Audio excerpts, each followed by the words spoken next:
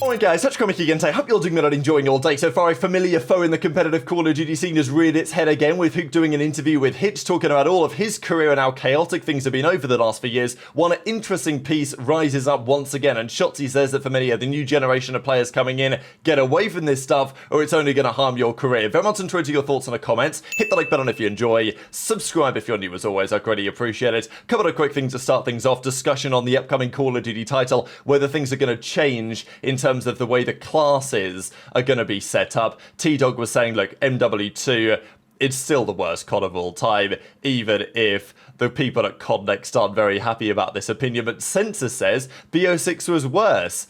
Look, I don't know about that one personally, but it is what it is. Doug wasn't the biggest fan of BO6. Maybe BO7's going to be better. Now, there was lots of talk about some of the features in COD that could potentially come back. Ghosty did this tweet looking at the Pick 10 system, of course, originally introduced in Black Ops 2. Then we also had the Pick 13 system that was introduced in Advanced Warfare because it also included your streaks. And here were streaks, and I actually remember this now. I've got this as even a thing, that you could add like power-ups to your streaks, and there was all sorts of debate on what you should do. These are actually really cool, some of the things you could do with this. Some of the skins and everything that you could have in the game in Advanced Warfare, and this of course was the headquarters from back in World War II, when, I don't know if you guys remember, you could like jump on top of this fortress here on the left hand side if you got the movement right, and it was in third person. I don't know, some pretty cool stuff in there, to be honest. There was talk though especially about the class builder that we have nowadays, the gunsmith, that's aligned with Warzone compared to what it used to be. Like, I miss the Pick 10 system. I'm sure many of you guys probably feel the same way, but there has been some talk from the community as to like, well, is Pick 10 too restrictive? Look how limiting Pick 10 is, the worst feature they ever made. You had no freedom, wanted a primary and a secondary with a few attachments, too bad buddy, you can't have it, which was true. If you wanted to put on a secondary, even let's say you wanted to put on like overkill, you couldn't slam a load of attachments on it. But the thing is, with the attachments back in the day, they actually did stuff, right? Like, the attachments were important. Every single attachment you put on made a tangible difference to the weapon, and you couldn't choose more than, I mean, it was only 3 attachments at this point, with, as it was, primary gunfighter. In BO3, that became, you could add an additional one because the red dot became like a separate kind of candidate there. You didn't have to pay for it in the way that you did in BO2, but like, Ace is pretty critical of this take and says, me no want to think, me want to shoot. And look, if you're going to talk about no freedom, there is still plenty of freedom in Pick 10, right? There was especially a load of freedom in Pick 13 when it came in for Advanced Warfare, because people would just get rid of the kill streaks, right? And they would put on even more things. But yeah, I mean, look at this. You've got double perk greed here to get double perk 1, double perk 3. And just Ghost of Hope says, you absolutely can run everything if you want to, right? I mean, here's a PDW with an attachment on it, with a secondary, with a couple of primaries, you know, with a Semtex, with a center grenade if you wanted to run one of them. So there was all sorts of options here, and it made the class setup, you know, everything was different. The only kind of debate really about this game, BO2, in hindsight, and look, there's some debate about BO2, was it overrated for competitive and all this? Look, I loved BO2. Toughness and dexterity especially were very much crutch perks, right? So I think that had toughness been built into Black Ops 2, if dexterity was built in or whatever, then I think there would have been a bit more freedom in this sense. But obviously in BO3, they changed things around a little bit, but whatever. That's a conversation for about 13 years ago. Also, looking back a few years, this was the grand finals of the World Championship. It was 5 years ago yesterday. The Dallas Empire won the first ever CDL Championship, of course. It was online. They played FaZe in the grand finals. Famously, this is a best of 9, but with a 1-0 advantage, right? So Dallas started up 1-0, having beaten them. I think it was a map 5 Ramaza search they beat them on to get them to the grand finals as the first seed. Pretty funny because Simp's camera, I mean, either the guy's insanely locked or just frustrated at having lost, or his camera had some sort of an issue which then turned off. Kremp actually won the MVP, notably enough. Despite the entire tournament, he had a .98, but that, if you guys remember it, if you watched it at the time, there was a pre-weekend, I forget what they called the first weekend, and then they had the championship weekend. So they went down from like the 12 teams, because they allowed 12 teams to compete at the World Championship. It was meant to be just 8, but because of the online stuff, they said, all right, right, it's going to be online anyway, we'll allow all 12 to play. They went down to just 4, and then next weekend the 4 teams played down to just 1. I think it was, London, Huntsman, FaZe and Empire, of course, and then they played the championship weekends where Empire came out on top and Kremp was considered the MVP of that, although Shotzzy or Clay or whoever might disagree with that a little bit. But speaking of Huke, who won this World Championship, he sat down with Hitch for this Around the Bar episode, and I thought gave some really nice answers to questions like, what keeps him going, given that he's been around? I mean, Huke's a veteran, you got to think about it, right? He was first getting noted in Call of Duty and Advanced Warfare, a game that came out 11 years ago now, right? So that's how long Huke's been around. Yeah, he wasn't old enough to play after that, so he had to go to Halo for a little bit, had some good success there, then came back to Call of Duty and, well, struggled to find a system and a setup that really worked for him. And there was loads of debate on Huke as a player as to whether he would, let's say, reach the potential in terms of results that we knew he had in terms of his skill as a player. So Huke was talking about an awful lot, but also so was Hitch, right? And we know with Huke there's this very controversial instant during the 2020-2021 season when he won that World Championship. During 2021, Huke was then dropped from Dallas. He then went on to Thieves.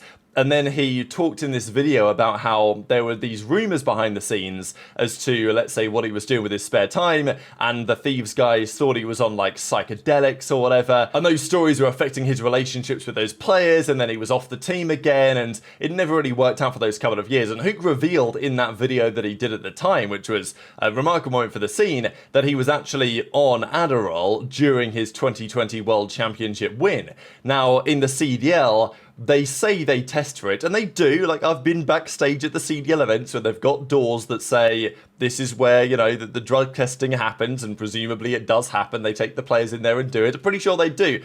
Of course, if you've got a prescription, then, you know, it is what it is. So there's always some debate about that, really, in the scene. But it is kind of remarkable that Huke, who was the reigning world champion at the time, admitted to using something which is clearly not allowed in the World Championship the year before, and the CDL were obviously trying to pretend it didn't really happen, and it was a very controversial moment, of course. Now, Huke revealed in the video that he actually felt way, way better having got off it. He felt much healthier. He felt like he was playing better Call of Duty as well. But it's kind of a thing of, well, if you take stimulants, then you're going to get even better at COD because you're going to get even more locked in, right? And this has always been a thing in esports, and probably it's always going to be a thing in esports, right? But given this discussion, Shotzzy had a few words on it and said, like, he's hoping that for the upcoming players, they don't feel like this is a necessity. I think lots of the pros today have proven, and look, some of them are still on it, right? Like, I'm pretty sure some of them are still on it anyway. Is it 90% of the league are on it like it used to be? I don't think so. I'm certainly hoping it's not. And Shotzzy and other pros, you know, look, Shotzzy and Huke won the World Championship this year, right? They've been very vocal against it. And of course, if the rumours are true about aBeZy, right, and what happened towards the end of his career and maybe some of the problems that it caused for him, potentially, there's some discussion on whether it's really a good idea or not. So Shotzzy, I think, with some nice words here for certainly the upcoming generation to say, hey, this is far from a necessity like some players in the past would have you believe that it was. Some people would say this is like, you're getting me to talk about myself. I hate talking about myself. That's why we're here, man. I know. People are very curious. I know. It basically, like, the way I view things is like I appreciate or I basically, like, I look out into the world and I see all the fucked up shit going on, and I always get asked this question, like, what gets you going? Like, you don't ever have days like that, yada yada yada. Yeah. And honestly, I don't, because I don't think I would want to do anything else in the world. Like, there's nothing else I would want to do.